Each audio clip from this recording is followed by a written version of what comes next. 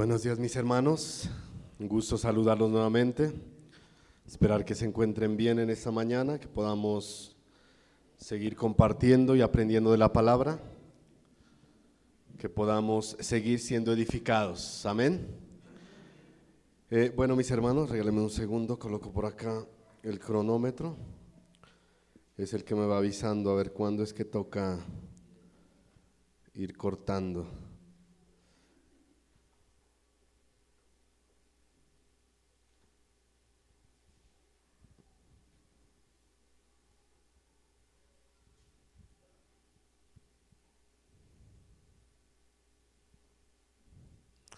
Listo, mis hermanos. Entonces, bueno, mis hermanos, hoy vamos a comenzar a estudiar Hechos capítulo 13. El domingo pasado, Eddie nos había compartido el capítulo 12. Y bueno, en este capítulo 13 le he colocado un título, aunque dentro del capítulo vamos a encontrar otros temas particulares, pero el título que le he dado a este capítulo es Cumpliendo la misión. ¿Sí? Cumpliendo la misión. Y bueno, mis hermanos, recordemos un poquito lo que se vio el domingo pasado, hagamos como un resumen corto.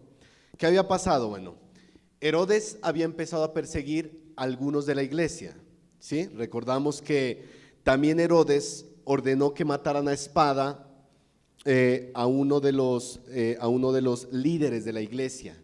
¿Quién era? ¿Quién fue a quien mataron a espada? O Santiago, ¿no? El hermano de Juan, ¿sí? Había sido muerto a espada. También sucedió algo, Pedro fue arrestado, miren, el apóstol Pedro había sido arrestado, lo encarcelaron y estaba siendo custodiado fuertemente, Pedro, custodiado fuertemente. ¿Qué más miramos? Mientras Pedro fue arrestado, la iglesia, ¿qué estaba haciendo? Orando, ¿no? La iglesia estaba orando para que Dios obrara en la vida de Pedro y en esa situación que le estaba pasando. Después sucedió un milagro, ¿no? Dios utilizó un ángel para que libertara a Pedro. Ese fue un acto sobrenatural que el Señor hizo, y como nos compartía Eddie, por un lado Santiago o Jacobo había sido muerto y por otro lado Pedro estaba siendo liberado, y eso nos habla de la soberanía de Dios, ¿no? Nunca esperemos que la soberanía de Dios sea conforme nuestra voluntad. Es que yo quiero que pase así. No, es como Dios quiere que pase. Hay personas que se enferman y hay personas que mueren aún siendo creyentes, ¿sí? Y hay otros que Dios los sana y los levanta. Eso es parte de la soberanía de Dios. El problema es que a veces nosotros vemos la muerte como la peor tragedia, pero para Dios, ¿sabe qué es la muerte? Un gozo para sus santos, porque dejamos este mundo donde muchas veces sufrimos y pasamos diferentes circunstancias para ir a la presencia del Señor, a una vida mucho mejor, mire, ¿sí? No con eso quiere decir que la muerte no cause dolor, tristeza, claro que sí, pero el Señor nos fortalece siempre, ¿no? ¿Qué más, mis hermanos? Bueno, Pedro fue liberado y llegó a donde estaban los creyentes reunidos. Y recuerdan que él golpeó y había una chica llamada Rode que fue a abrirle, pero de la emoción de ver a Pedro, lo dejó ahí a Pedro esperando, ¿no? Y se fue a avisarles a los creyentes. ¿Y qué dijeron los creyentes? No creían. No, es que no, eso debe ser el ángel de Pedro que anda por ahí. No, no creían, mire. Y como aprendíamos, a pesar de que estaban orando por eso, ¿no? Y eso nos muestra, mis hermanos, que a veces nosotros también somos falibles. Usted a veces ora por algo y cuando Dios obra usted no cree. Dice, ay no, pero ¿será? ¿Por qué estaba orando? Pues, ¿sí? Por eso debemos orar con fe, ¿sí? Cuando Pedro ve a los creyentes, les cuenta todo lo que había pasado y posteriormente Pedro se fue a otro lugar. Pedro en ese momento tenía que salir de donde estaba, pues porque él estaba siendo perseguido, hasta que las cosas se calmaran, pero Dios seguía usando la vida de Pedro, ¿no? Y vemos que Herodes, este hombre, muere de una manera terrible. ¿Por qué? Porque no le dio la gloria a Dios, se había envanecido en él mismo, y este hombre murió de una manera terrible, mire, ¿sí? Y el mensaje del evangelio se difundía cada vez más y estaba llegando a más personas.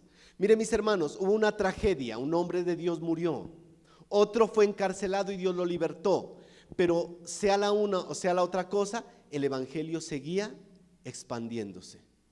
Hasta el día de hoy vemos eso, mis hermanos. ¿Cuántos creyentes han muerto a lo largo de la historia? Muchísimos. En el circo romano murieron muchos creyentes, mire. Algunos fueron quemados como antorchas allá en las calles de Roma, otros tirados a los leones, otros fueron torturados en el oscurantismo de la Edad Media. Cientos de creyentes han muerto, pero ¿qué pasa con el evangelio? Continúa, porque la obra no es del hombre, sino de Dios. Y continuará y se cumplirá todo lo que el Señor ha dejado en su palabra, amén. Entonces el mensaje del evangelio se difundía, mire. Y dice al final de este capítulo 12 que Bernabé y Saulo, o sea el apóstol Pablo, volvieron a Antioquía, ¿sí? No Antioquia, ¿no? Que eso es acá en Colombia. Recuerden, Antioquía con tilde en la I. Después de terminar su trabajo y los acompañaba alguien, Juan Marcos, ¿sí? Los acompañaba. ¿Por qué dice que Bernabé y Saulo volvieron a Antioquía? ¿Dónde estaban ellos? ¿Sí? Mire, recordemos en el capítulo 11 que Pablo y Bernabé llevaron una ofrenda a Judá, ¿sí? a los hermanos de Judá. Recuerden que había habido una profecía de que iba a venir hambruna sobre el mundo, sobre la región donde ellos estaban. Y en esa hambruna afectó a los hermanos de Judea, y los hermanos de Antioquía reunieron una ofrenda y le dijeron a Bernabé y a Pablo, llévales esa ofrenda. Y ellos estaban allá cumpliendo esa misión, mire. Y ahorita ellos volvían nuevamente a Antioquía. ¿Y sabe qué? Si van llevando a un hermano más, al hermano Juan Marcos. Quiero que nos ubiquemos ahí, en ese panorama, en ese contexto, ¿sí? Porque ahí vamos a comenzar, pero antes vamos a orar, mis hermanos. Gracias por el agua. Vamos a orar. Yo traía mi agua y me olvidé. Señor Dios Todopoderoso, Padre Santo y Eterno, tuyo es el poder, la gloria, la honra, Señor. Tú eres soberano, Señor, sobre la vida y sobre la muerte, Señor. Por eso creemos cada día, Señor, que tú eres el que está sobre todo, Señor. Aún sobre las situaciones difíciles, Señor, aún sobre los momentos difíciles, tu mano poderosa, Señor Dios, guía, Dios de los cielos. En esta mañana, Señor, te pido de tu sabiduría, Señor, para poder transmitir tu palabra como tú quieres que lo haga, Señor. Permíteme, Señor, hablar a tu pueblo, Señor, hablarnos, Señor Dios, conforme tú quieres. Y prepara, Señor, el corazón de cada hermano, cada hermana, para que puedan recibir, Señor, tu palabra con gozo, para que podamos ser exhortados, guiados, animados, llevados, Señor, al conocimiento de ti, de tu palabra, Señor. Que toda la gloria, Señor, sea para ti, en Cristo Jesús. Amén. Bueno, mis hermanos, vamos a comenzar el capítulo 13.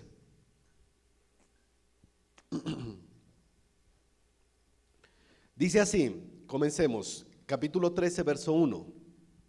Había entonces en la iglesia que estaba en Antioquía profetas y maestros: Bernabé, Simón, el que se llamaba Níger, Lucio de Cirene, Manaén, el que se había criado junto con Herodes, el tetrarca, y Saulo. Bueno, esta iglesia de Antioquía, ¿cómo se formó esta iglesia? Recordemos los capítulos anteriores que cuando muere Esteban, los creyentes se esparcen, ¿sí? Aunque los líderes se habían quedado. Y a raíz de los esparcidos nace esta iglesia en Antioquía, ¿sí? Esta iglesia en Antioquía.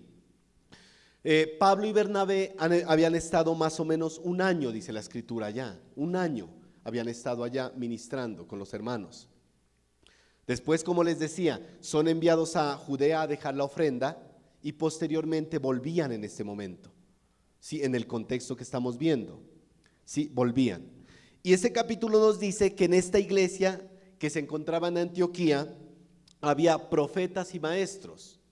Y dice que estaban Bernabé, Simón llamado Níger, Lucio de Cirene, Manaén, y que se crió junto con Herodes tetrarca, y también estaba el apóstol Pablo. el apóstol Pablo. Mire, este capítulo 13 va a dar un giro, porque si usted ve hasta el capítulo 12, veníamos viendo que los textos se enfocaban más en el apóstol Pedro, se estaba enfocando más en el apóstol Pedro, pero en los textos que vienen de aquí en adelante va a tener más, digamos, protagonismo el apóstol Pablo y todo el evangelio que se llevó a los gentiles. Entonces recordemos, por un lado estaba la iglesia de Jerusalén y Judea, la cual estaba conformada en su mayoría por judíos. Y por así decirlo, Pedro era el protagonista, el que aparecía hasta el capítulo 12 que hemos visto. Y por otro lado va a estar la propagación del evangelio a la iglesia gentil a lo largo de todo el mundo romano, mire. ¿Quién lo hizo? El apóstol Pablo, con sus colaboradores, mire. Pero recordemos siempre que en esta iglesia de Antioquía tuvo inicio, mire, esa predicación a los gentiles. Inclusive en Antioquía aprendíamos que fueron llamados por primera vez cristianos, mire, ¿sí? Y volviendo a esta iglesia nos dice que había profetas y maestros, profetas y maestros. ¿Qué labor tenían los profetas y maestros? Mire, su labor era instruir a las congregaciones locales en estos primeros años cuando la iglesia se estaba formando, instruirlos, hablarles de la palabra, enseñarles, mire, ¿sí? Ellos debían instruirlos. Miren mis hermanos, cuando aquí habla de profetas, no se refiere a ese ministerio profético que ejercieron los hombres en el Antiguo Testamento, tales como Isaías, como Miqueas. No está hablando de un ministerio profético, mire, en ese caso. Aquí nos habla de maestros, de predicadores de la palabra de Dios, que enseñaban el evangelio. Mire, ellos ¿qué responsabilidad tenían? Instruir a las congregaciones en la palabra, en los primeros años cuando la iglesia estaba formándose, comenzando. Por eso esa labor, mis hermanos, era demasiado importante, como hoy en día lo es dentro de la iglesia. Lo que forma a las ovejas, lo que nos forma a nosotros, ¿qué es? La palabra de Dios. Es la que nos lleva a la madurez, es lo que nos lleva al conocimiento. Una iglesia donde no haya una predicación sana y bíblica, es una iglesia que está sumándose cada vez más a esas iglesias apartadas del evangelio, donde se rigen por métodos humanos, pero no por la palabra de Dios. Entonces la palabra de Dios era muy importante, mire. Primera de Corintios 12, 28, leámoslo. ¿Qué nos dice?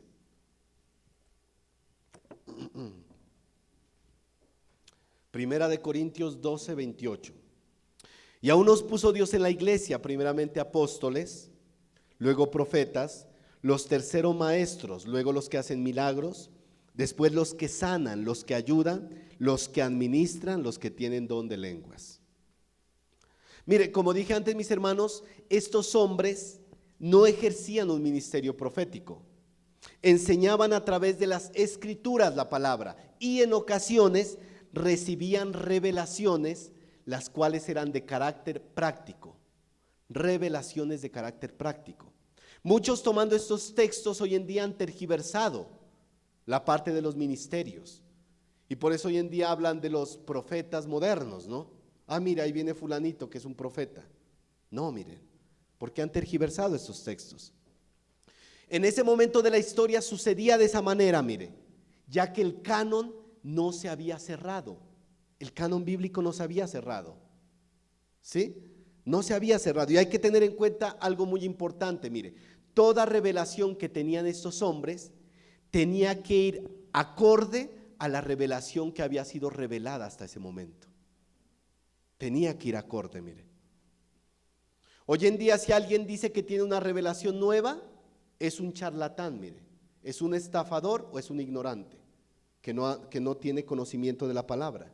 Ya que de Génesis a Apocalipsis no hay más revelación. Ojo con eso, no hay más revelación. No hay nadie, yo tengo una revelación nueva, mire, que el Señor me dio. No hay más revelación, mis hermanos. Eso debemos tenerlo demasiado claro. La palabra es la única revelación, mire. Todo lo que el Señor quería revelarnos ya lo sabemos por la Biblia, ya lo conocemos. La palabra es clara, verdadera, suficiente y completa, mis hermanos. Totalmente. Leamos Hechos 21, 10 al 13. Hechos 21, 10 al 13. Y permaneciendo nosotros allí algunos días, descendió de Judea un profeta llamado Ágabo, quien viniendo a vernos tomó el cinto de Pablo y atándose los pies y las manos dijo: esto dice el Espíritu Santo, así atarán los judíos en Jerusalén al varón de quien es este cinto, y le entregarán en manos de los gentiles. Al oír esto le rogamos nosotros y los de aquel lugar que no subiese a Jerusalén. Entonces Pablo respondió: ¿qué hacéis llorando y quebrantándome el corazón? Porque yo estoy dispuesto no solo a ser atado, mas aún a morir en Jerusalén por el nombre del Señor Jesús. Mire, esa era una revelación que recibió este hombre Ágabo, una revelación que había recibido este hombre. Él anteriormente había dado otra, mire, Hechos 11:28, se lo leo rápidamente. Y levantándose uno de ellos, llamado Ágabo, daba a entender por el Espíritu que vendría un gran hambre en toda la tierra habitada, la cual sucedió en el tiempo de Claudio. Revelaciones particulares, sí, que ellos tenían, mire, sí. Pero mire, tremendo es Pablo, ¿no? ¿Qué dijo Pablo? Estoy dispuesto a ir y a morir por mi Señor Jesús. Hoy en día muchos que, como les decía, que se dicen profetas, hablan así, ¿no? El Señor me dice que a ti Dios te va a llevar a ni sé dónde y te va a dar esto. El Señor me dice que te va a dar una esposa en ni sé dónde, y un poco de sarta de charlatanerías que dicen, mire. Eso, no crean, mis hermanos, a eso. Inclusive hay iglesias que, como esta iglesia de Jesucristo ministerial, que usted llega y le dan al oído una profecía, mire. Y la gente es feliz: ay, voy a ir a esa iglesia porque allá me dan una profecía bien bonita. No, mis hermanos, tenemos la profecía en la Biblia, única y suficiente, ¿sí? Esa es la profecía, mis hermanos. Pero tremendo Pablo, mire, si otros hubieran escuchado las palabras de Gabo, que hubieran dicho: reprendo esas palabras, mire. ¿Cómo así que voy a ir a Jerusalén y lo van a atar y lo van a encarcelar? Porque muchas veces solo queremos lo bonito del evangelio, pero a veces la vida dura que a veces el evangelio, la persecución, no, gracias, eso sí no quiero. Pero Pablo estaba decidido a ir a morir por su Señor Jesús, mire, por el Señor Jesús. Mis hermanos, esos profetas de Hechos de los Apóstoles que vemos aquí dejaron de ejercer esas funciones al momento o al tiempo en que cesaron los dones temporales de señales, de prodigios. Y ese oficio que tenían ellos, ¿por quién fue reemplazado? Por los maestros, por los evangelistas y por los pastores. Efesios 4:11, y él mismo constituyó a unos apóstoles, a otros profetas, a otros evangelistas, a otros pastores y maestros. Y repito lo que hemos dicho muchas veces: hoy en día solo hay 3 ministerios vigentes: evangelistas, pastores y maestros. Los profetas ya cumplieron su propósito, hoy en día ya no hay profetas, como los veíamos en el Antiguo Testamento y como estos hombres que vemos aquí en Hechos. Tampoco hay apóstoles, fueron 12. Así que si alguien llega a usted a decirle que es profeta o apóstol, aléjese, huya, córrase de esa persona, ¿sí? Tenga cuidado. Yo siempre que veo enseñanzas o algo donde ya sale alguno que es apóstol, digo, ya, esto ya no es necesario mirar nada de eso, ¿sí? Debemos estar atentos, mis hermanos, atentos. Mire, entre estos profetas y maestros habla de unos hombres, vamos viendo a ellos. Habla de Bernabé. ¿Se acuerda que antes habíamos hablado ya de Bernabé? ¿Cómo era el nombre de Bernabé? ¿Qué significaba? Hijo de consolación. La Biblia nos lo muestra como un hombre piadoso, un hombre temeroso de Dios, un hombre generoso. Y él se va a convertir en un compañero fiel del apóstol Pablo, mire. Miren lo que decían Hechos, recordemos Hechos 4, 36 al 37.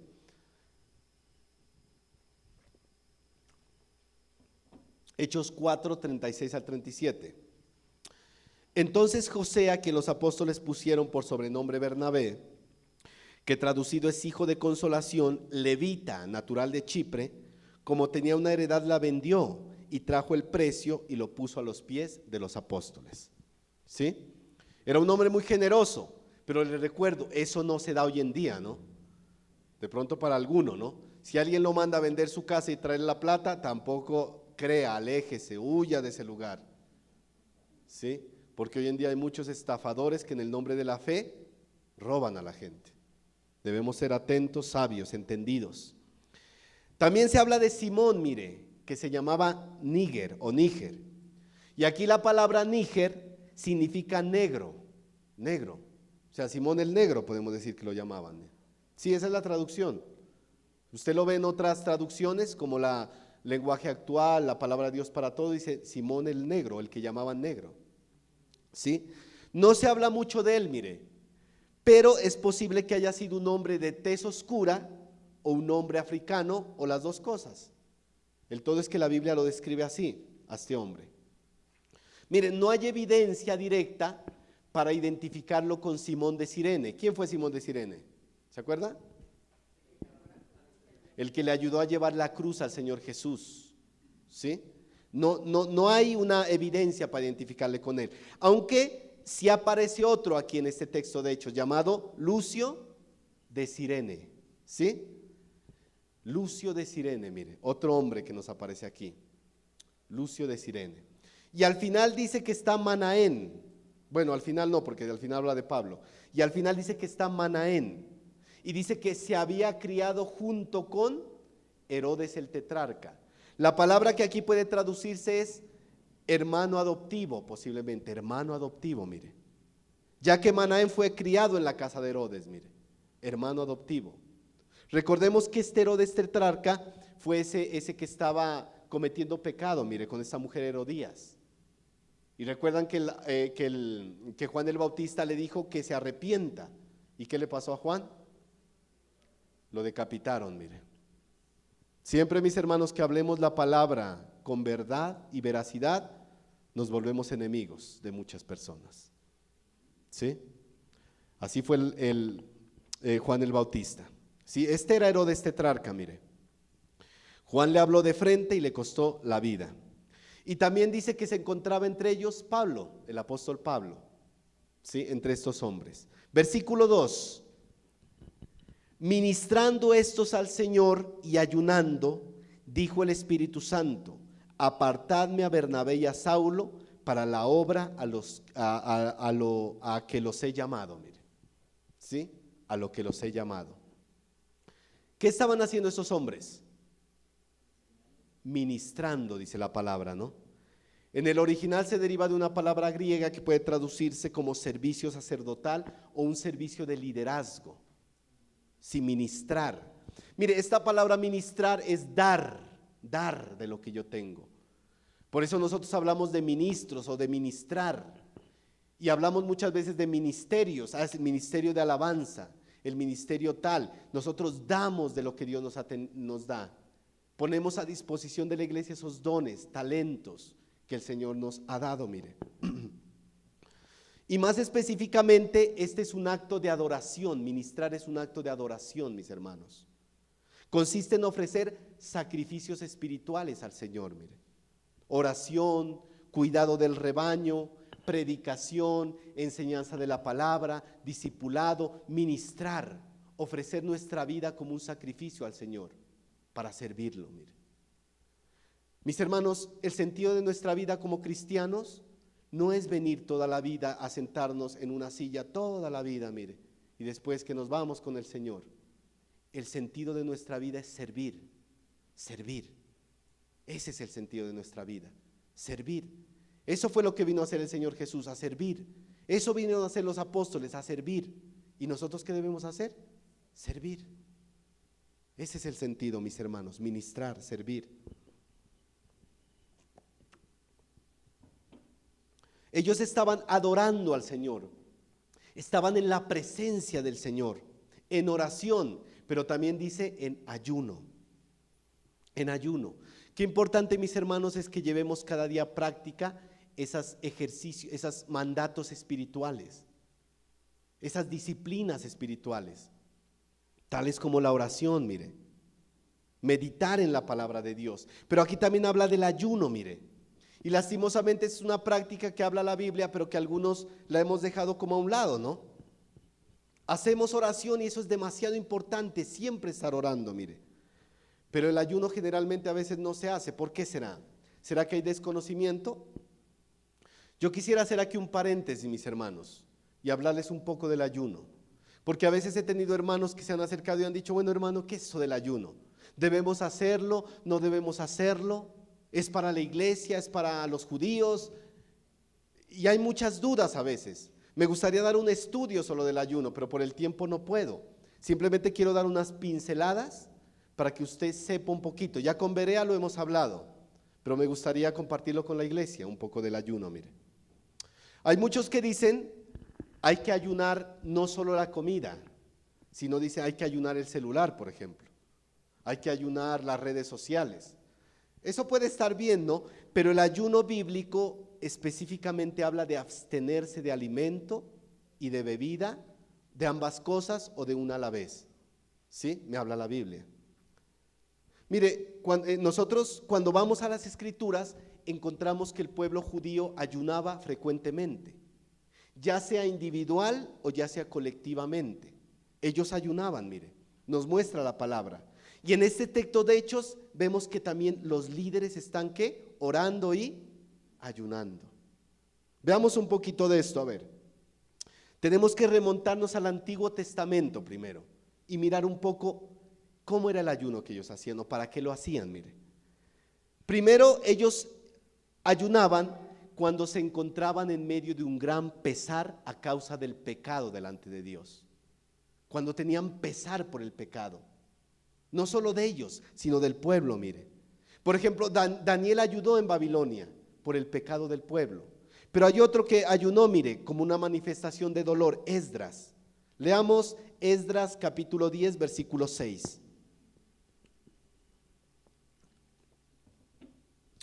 Algunos dicen, no hermano, no me hable del ayuno, aquí yo sí me gusta comer bastante.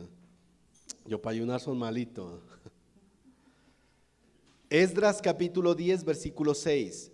Se levantó luego Esdras desde delante de la casa de Dios y se fue a la cámara de Johanán, hijo de Eliasif. E ido allá no comió pan ni bebió agua, porque se entristeció a causa del pecado de los del cautiverio. Mire, él manifestaba ese dolor en oración y ayuno, Esdras, mire. El ayuno era parte de ese manifestar ese dolor que sentía por el pecado del pueblo. Segundo, mire, también ayunaban como una manifestación de profundo dolor por situaciones difíciles que podían estar pasando en su corazón. Por ejemplo, David se enteró de la muerte de Abner y ayunó, mire. Segunda de Samuel 3:35. Segunda de Samuel 3:35. Entonces todo el pueblo vino para persuadir a David que comiera antes que acabara el día. Mas David juró diciendo, así me haga Dios y aún me añada, si antes que se ponga el sol gustaré yo pan o cualquier otra cosa. Mire, David estaba en un profundo dolor por la muerte de este hombre y estuvo en un momento de ayuno, y entendemos que era acompañado de oración, ¿sí? Como lo vamos a ver más adelante. También encontramos que el pueblo de Dios ayunaba en medio de momentos difíciles, situaciones duras. Por ejemplo, cuando ellos fueron atacados por Moab y Amón en los tiempos del rey Josafat, los iban a destruir y ellos estaban en opresión, en un momento difícil. ¿Y qué hicieron? Ayunaron, mire. Segunda de Crónicas capítulo 20, versículos 1 al 4. Segunda de Crónicas 20, 1 al 4. Pasadas estas cosas, aconteció que los hijos de Moab y de Amón, y con ellos otros de los amonitas, vinieron contra Josafat a la guerra, y acudieron algunos y dieron aviso a Josafat diciendo, contra ti viene una gran multitud del otro lado del mar y de Siria, y aquí están en Hasezón Tamar, que es en Gadi. Entonces él tuvo temor, y Josafat, ¿qué hizo? Humilló su rostro para consultar a Jehová, e hizo pregonar ayuno a toda Judá. Y se reunieron los de Judá para pedir socorro a Jehová, y también de todas las ciudades de Judá vinieron a pedir ayuda a Jehová. Mire, ¿qué le parece, mis hermanos? Lo que hacía el pueblo de Dios. De igual manera vemos en el libro de Esther, mire, ¿se acuerda? Cómo la oración acompañada de ayuno jugó un papel muy importante en lo que sucedió en Esther. Recordemos Esther 4:16. ¿Qué les dijo Esther? Mire, Esther 4:16. Si no conoce el contexto, le recomiendo que se lo lea todo el libro de Esther, ¿no? Para que conozca esta historia tan bonita, mire. Miren lo que le dijo Esther: ve y reúne a todos los judíos que se hallan en Susa y ayunad por mí. Estaba hablando con Mardoqueo. Y no comáis ni bebáis en 3 días, noche y día. Yo también con mis doncellas ayunaré igualmente. Y entonces entraré a ver al rey, aunque no sea conforme a la ley, y si perezco, que perezca. Tremenda mujer, ¿no? Tremenda mujer, mire. Oración y ayuno. Vamos viendo, mis hermanos, la importancia que tenía la oración y el ayuno para el pueblo de Dios.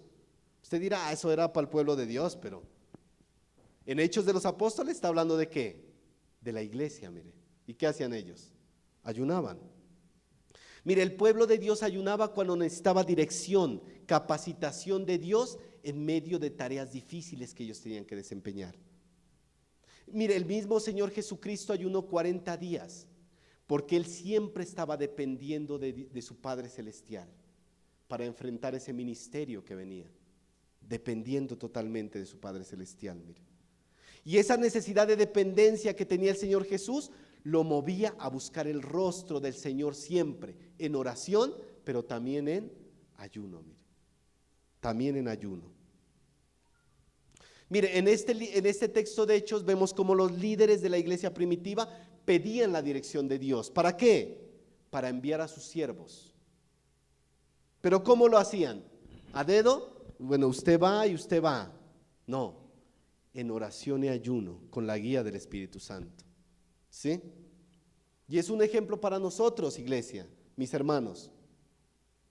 Hay lugares donde se escogen a los líderes, a veces por conveniencia, por empatía. Y yo he estado en lugares así. Necesitamos un líder de, no sé, de jóvenes o de caballeros. A ver, ¿quién quiere? Yo. ¿Que están de acuerdo con el hermano? Sí, listo, hermano, quedó usted el líder. Pero no hay oración, no hay ayuno, no se ponen las manos de Dios y por eso las cosas resultan mal. Y a veces cometemos errores, mire. A veces cometemos errores. El Señor daba dirección, mire. Daba dirección. Toda decisión o escogencia que debemos llevar a cabo, más como liderazgo, debe ser en oración y ayuno, mis hermanos. En oración y ayuno. Y no solo el liderazgo, la iglesia. Mire, toda decisión que nosotros tomemos que afecte nuestra vida, que afecte nuestra familia, deberíamos hacerlo de esa manera. Deberíamos hacerlo de esa manera, poniendo todo en las manos de Dios, guiados por la oración y el ayuno. Muchas veces tomamos decisiones a la ligera y ¿qué pasa después?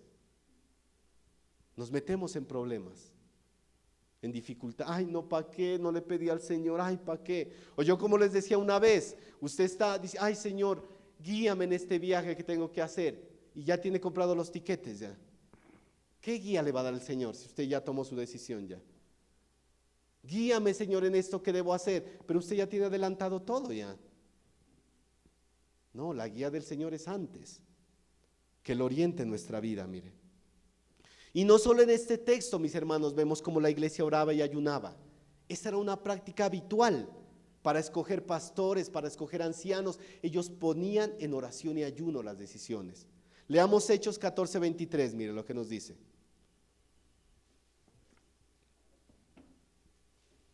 Hechos 14:23. Mis hermanos, si el ayuno no fuera importante, ¿por qué el Señor lo deja especificado en Hechos? Él simplemente hubiera dicho, y escogieron sus líderes en oración, ya. Pero siempre mete la parte del ayuno, porque es algo importante. Hechos 14:23, y constituyeron ancianos en cada iglesia, y habiendo orado con ayunos, los encomendaron al Señor en quien habían creído. Mire. Entonces vamos viendo que es algo importante, mire. Buscaron la dirección de Dios en la selección de sus líderes, en oración y ayuno. Pero hay que entender algo muy importante, mis hermanos, porque a veces nosotros hemos entendido mal el ayuno. Y hay algunos que ni siquiera nunca lo han hecho, ¿no? Esa es otra cosa. Mire, no ayunamos para sobornar a Dios, primeramente. Mira, Señor, cuánto que he ayunado, bendíceme. No, eso sería como extorsionar al Señor.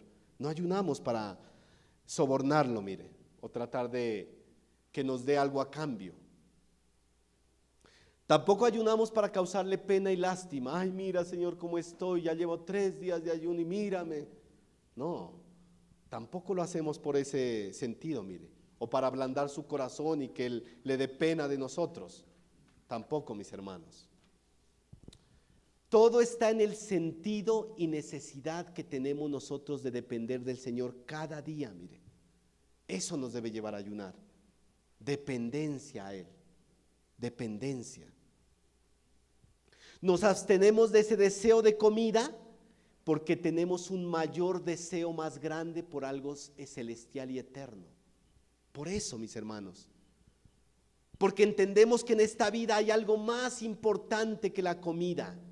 Algo que tiene un valor grande y eterno. Es por eso que lo hacemos. Porque queremos depender del Señor. Mis hermanos, nosotros debemos ser personas necesitadas de Dios cada día. Dependientes de Dios cada día. Y si somos dependientes, mis hermanos, necesitamos buscar el rostro del Señor continuamente.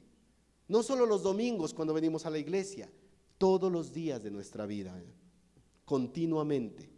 Debemos buscar el rostro del Señor en oración y muchas veces deberemos hacerlo con ayuno, mire. No le digo que todas las veces. Hermanos, vinieron hoy en ayuno, entonces están en pecado. No. Debemos buscar al Señor constantemente en oración y algunas veces lo haremos en ayuno, mire. En ayuno. Y debemos tener claro también, mis hermanos, que el ayuno no es algo que hacemos por Dios. Mira, Señor, como ayuno, agradéceme, Señor, que estoy ayunando. No. Por el contrario, mire, el ayuno es una súplica a Dios. Es una súplica. Como vimos en el pueblo de Dios, mire.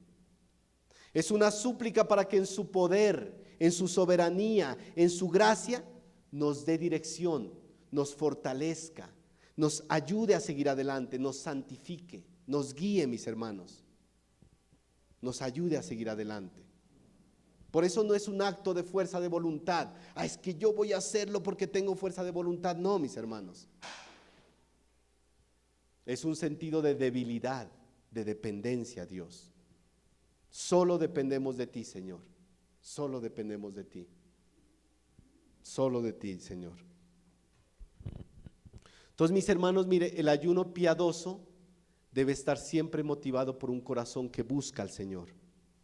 No por buscar admiración humana o que me vean o que digan, ay, ese hermano qué espiritual que es. Mire, no, es una dependencia al Señor. Y el ayuno tampoco es, mis hermanos, aguantar un hambre por aguantar. Es permitir que nuestra carne mengüe, apartándonos de todas las cosas que pueden traer distracción a nuestra vida y dedicarnos con más ahínco a las cosas de Dios, mire, sin estorbo, tener una comunión más profunda con el Señor, apartándonos de todo lo que nos pueda distraer, mire. No sirve de nada que usted diga, mi hermano, porque yo he escuchado, yo conocí personas que decían, ah, es que yo me voy al trabajo en ayuno. No, eso no le sirve de nada, mire, eso sí es aguantar hambre. ¿Usted qué va a estar haciendo? Trabajando y aguantando hambre. Mis hermanos, el ayuno debe estar acompañado de oración, de oración. Y asimismo debe estar acompañado, ¿sabe de qué? De nuestro alimento. ¿Y cuál es nuestro alimento? La palabra de Dios. Por ello se debe destinar un tiempo especial, un tiempo que esté apartado de toda distracción, para dedicarnos con más ahínco a escuchar al Señor por medio de su palabra, hablar con Él por medio de la oración, mire, y todo eso en medio de un ayuno, mire, de ese menguar de la carne. Ya que muchas veces, mis hermanos, se ha hecho más énfasis en la mecánica del ayuno, pero no en lo más importante, que es su esencia. ¿Por qué nosotros ayunamos? Mire, ¿por qué ayunamos, mis hermanos? No hay una manera rígida en que la Biblia nos diga que ayunemos, es que tiene que ser así. ¿Estamos sintiendo un dolor agudo por nuestro pecado? ¿Nos encontramos en medio de una situación difícil? ¿Necesitamos la guía y dirección del Señor? ¿Qué debemos hacer, mis hermanos? Buscar el rostro del Señor en oración, y muchas veces lo haremos en ayuno.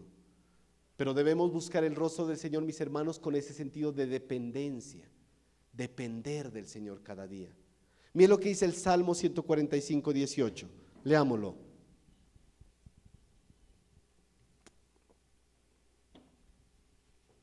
Salmo 145, 18. Cercano está Jehová a todos los que le invocan. A todos los que le invocan, ¿de qué? De veras. No está cercano, mis hermanos, a aquellos que cumplen el ritual matutino, que se levantan en la mañana y, Señor, gracias por este día, bendíceme, amén, amén, y se va para la calle. ¿Usted cree que eso es buscar al Señor de veras? Eso no es buscar al Señor de veras, mis hermanos. Dios está cercano, ¿qué dice? A los que le invocan de veras, con un sentido de urgencia, con un sentido de necesidad. Buscar al Señor cada día, en oración, en la palabra, y a veces lo haremos también con un ayuno, mire, con un ayuno.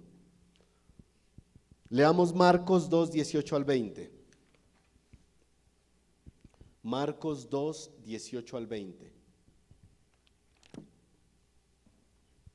Y los discípulos de Juan y los de los fariseos ayunaban, y vinieron y le dijeron: ¿por qué los discípulos de Juan y los de los fariseos ayunan y tus discípulos no ayunan? Jesús les dijo: ¿acaso pueden los que están de bodas ayunar mientras está con ellos el esposo? Entre tanto que tienen consigo al esposo no pueden ayunar, pero vendrán días cuando el esposo les será quitado, y en aquellos días ayunarán. Estamos en tiempos difíciles, mis hermanos, y vendrán tiempos aún más difíciles. Más difíciles, mire. Debemos pedirle al Señor que ponga en nuestro corazón un sentido más de dependencia, para buscarlo cada día, en oración, meditando en su palabra. Y como les digo, muchas veces también ayunando. Buscarlo cada día más intensamente, mire. Porque son tiempos difíciles, mis hermanos. Hoy el mundo está plagado de filosofías satánicas. La persecución ya se está viendo en este mundo. Y los cristianos cada vez vamos a ser más menguados en nuestra fe.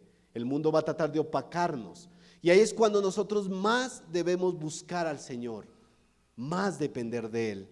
Nehemías 1, 3 al 4. Nehemías 1, 3 al 4. Y me dijeron, ¿a quién le dijeron? A Nehemías: el remanente, los que quedaron de la cautividad allí en la provincia, están en gran mal y afrenta, y el muro de Jerusalén derribado y sus puertas quemadas a fuego. Cuando oí estas palabras me senté y lloré, e hice duelo por algunos días, y ayuné y oré delante del Dios de los cielos. Mis hermanos, hoy en día la juventud está perdiéndose en medio del mundo, en medio del pecado. ¿Y qué estamos haciendo los padres? ¿Orando? ¿Buscando al Señor? ¿Ayunando? Muchos no. Han dejado que la generación se pierda y no estamos haciendo nada de ello. Para nosotros ha sido más importante muchas cosas secundarias, como hablábamos en la predicación pasada, y nos hemos olvidado de las principales, de buscar al Señor intensamente, en todo momento. En estos versos de Hechos 13, 1 al 3, ¿qué vemos, mis hermanos? Que el ayuno y oración se convirtió en el momento en que el Espíritu Santo comunicaba su guía a estos líderes, mire. El Espíritu Santo habló mientras ellos estaban ministrando al Señor y ayunando, para que dirigiera sus pasos, para que dirigiera lo que iban a hacer, mire.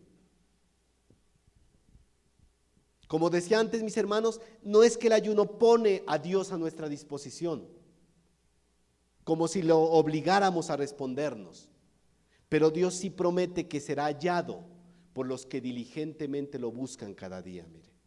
Jeremías 29, 12 al 13, no lo busque, yo se lo leo. Jeremías 29, 12 al 13. Entonces me invocaréis y vendréis y oraréis a mí, y yo os diré, y yo os oiré, y me buscaréis y me hallaréis, porque me buscaréis de todo vuestro corazón. El ayuno siempre se va a vincular con la oración vigilante, con la oración apasionada, mire, con el fin de siempre concentrarnos en las cosas espirituales. Para terminar con esta parte, mis hermanos, que solo simplemente era un pequeño estudio que quería darles, tomando en cuenta lo que hablaba ahí del ayuno, mire. Les pregunto, ¿se nos ordena ayunar en la Biblia? ¿Seguros? Vamos a ver. ¿Estoy en pecado si no decido ayunar? Mis hermanos, no, mire. La Biblia supone que ayunaremos. Jesús simplemente lo da por sentado. Mire, cuando vamos a Mateo 6:6, él dice ahí, cuando ayunéis. Y vemos que en otros versos de los evangelios, él da por sentado eso, cuando ayunéis, simplemente, cuando ayunéis. Aunque doctrinalmente nosotros no vemos una instrucción puntual de ayunar. La Biblia no dice ayunad constantemente, pero nosotros sí vemos instrucciones puntuales de la oración, por ejemplo, de la lectura de la palabra, de congregarnos, ¿sí?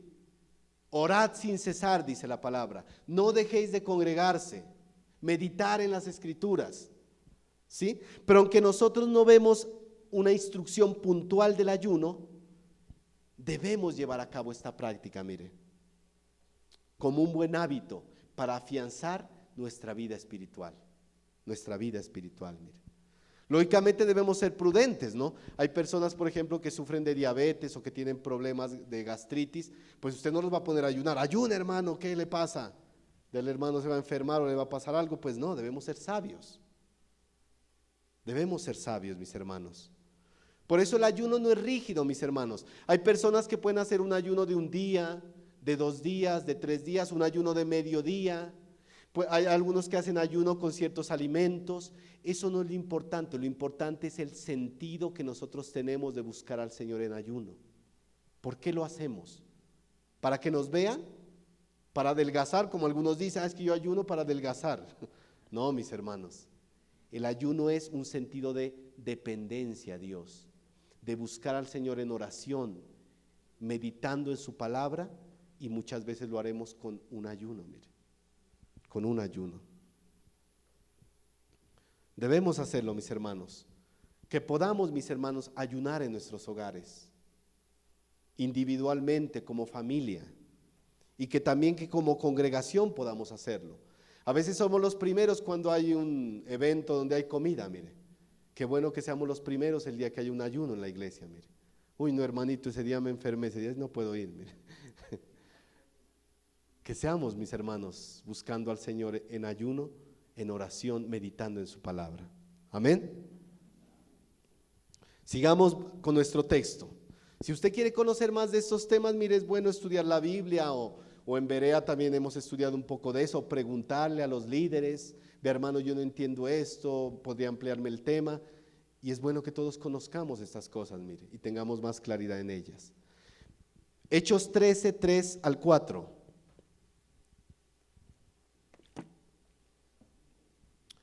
Entonces, habiendo ayunado y orado, les impusieron las manos y los despidieron, mire. Ellos entonces, enviados por el Espíritu Santo, descendieron a Seleucia y de ahí navegaron a Chipre.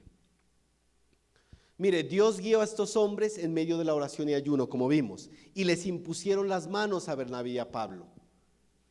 Les impusieron las manos, ¿para qué? Era en señal de aprobación y respaldo, ¿sí? Después que partieron. Por eso, mis hermanos, no hay tal caso como yo he escuchado personas que dicen, es que Dios me mandó a ser pastor y a levantar una iglesia. Bien, bien.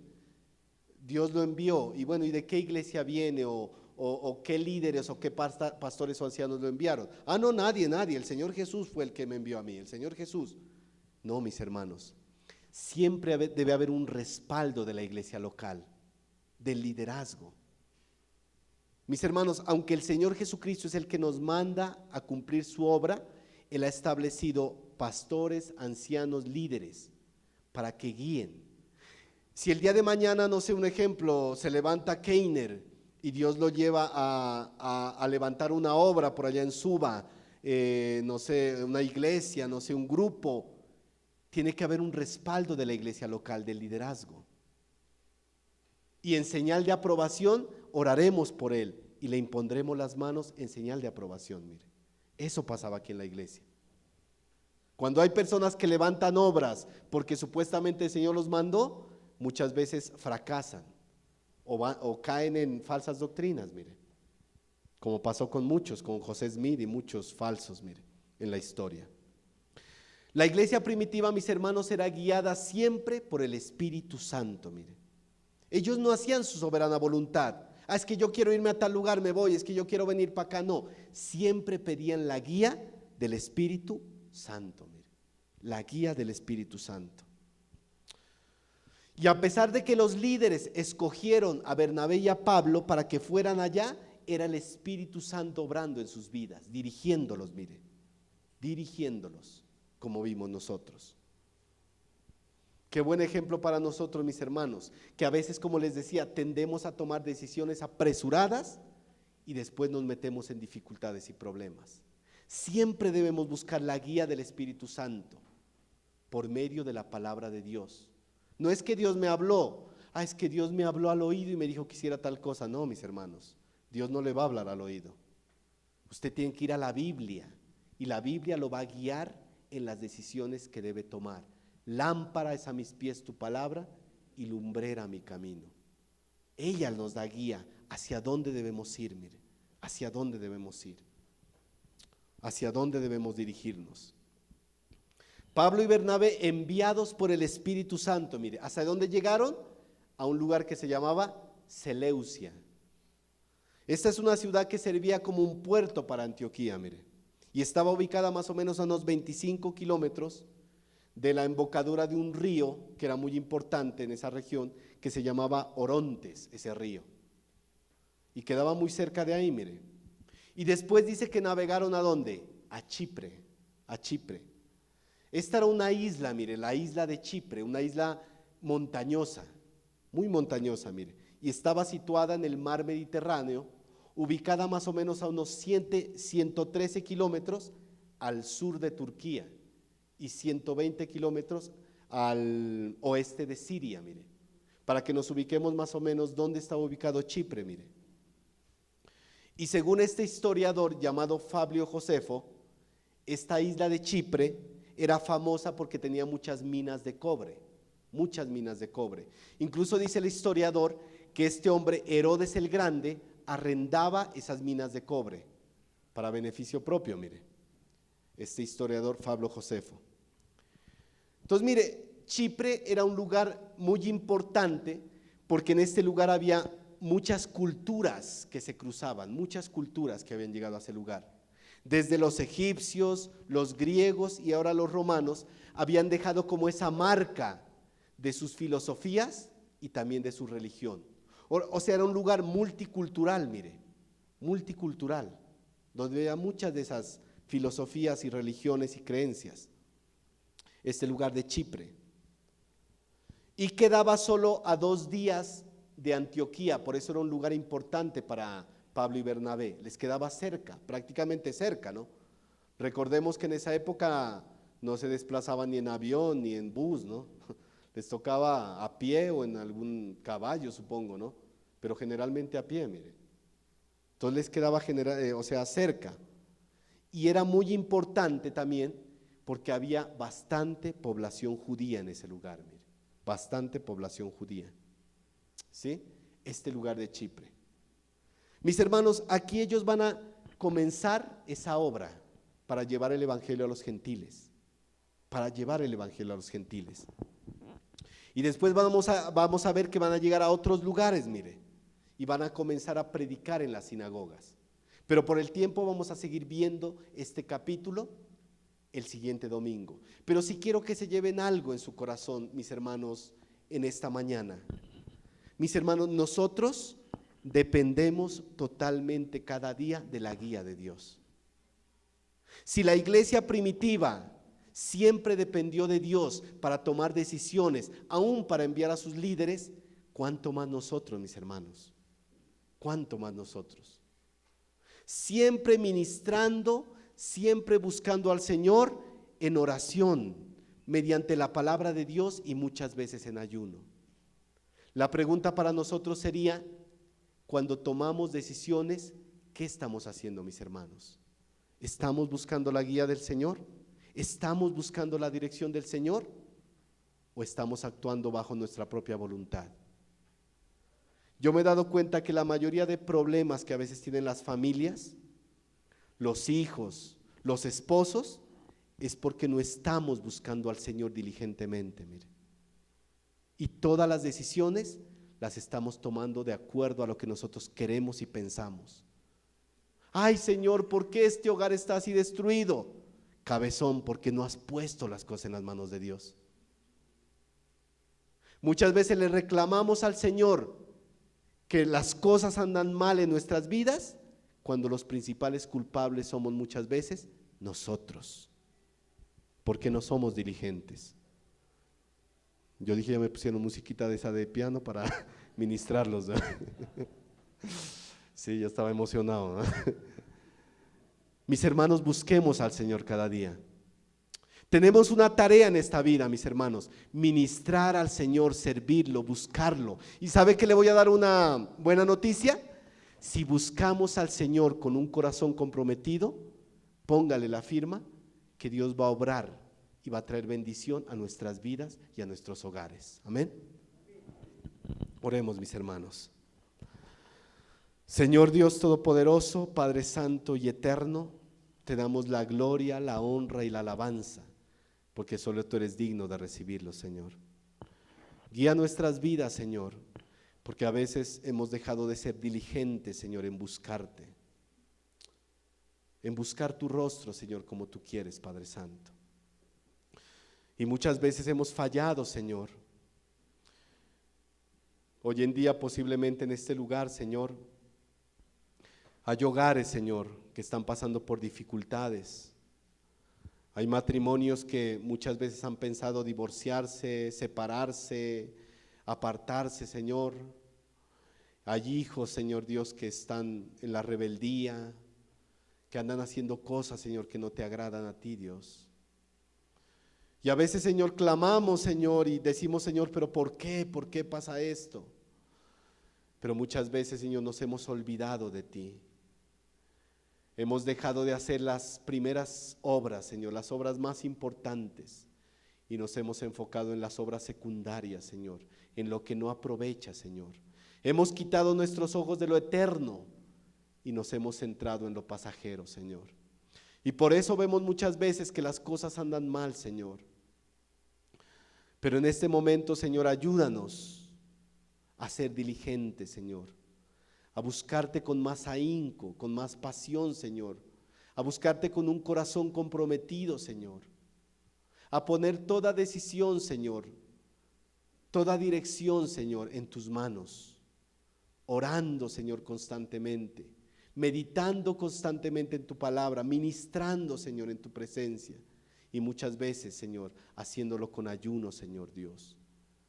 Buscando que esta carne mengue, Señor, buscando que nuestra mente se aparte de tantas cosas que el mundo nos ofrece, la televisión, las redes sociales, el internet, las distracciones, la música, Señor, y que podamos buscarte de una manera más profunda, Señor.